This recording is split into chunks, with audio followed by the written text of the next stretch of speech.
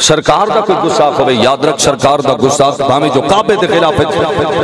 چھپ بنجے وہ بھی واجب القتل ہے، واجب القتل ہے، یعنی جو سرکار دی توہین کرے واجب القتل ہے، ہر حال واجب القتل ہے۔ مگر آج دے او مسلمان او مومن کتھے چلے گئے کہ شرعام سرکار دیاں گستاخیاں ہوئیاں، سرکار دی توہین کی تھی گئی، باوے اپنا ملک ہوئے یا اغیار ہوئے،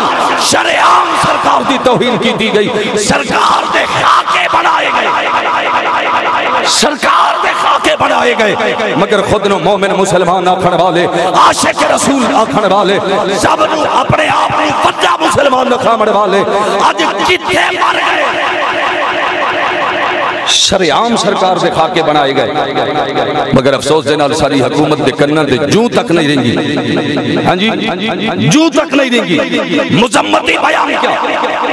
با الفاظ دے نال مذمتی بیان جاری کر چھوڑیا، نہیں اتنا کافی نہیں، گستاخ رسول دی مذمت نہیں، مرمت ضروری ہے۔ جڑے اتفاق کریں دے ہوئے آپ ہونا سر گستاخ رسول دی صرف مذمت نہیں مرمت ضروری ہے۔ مگر سارے حکمران اتنے ڈر بوک کہ ہون تک وہ دے سفیر نو بھی واپس نہ بھیج سکے،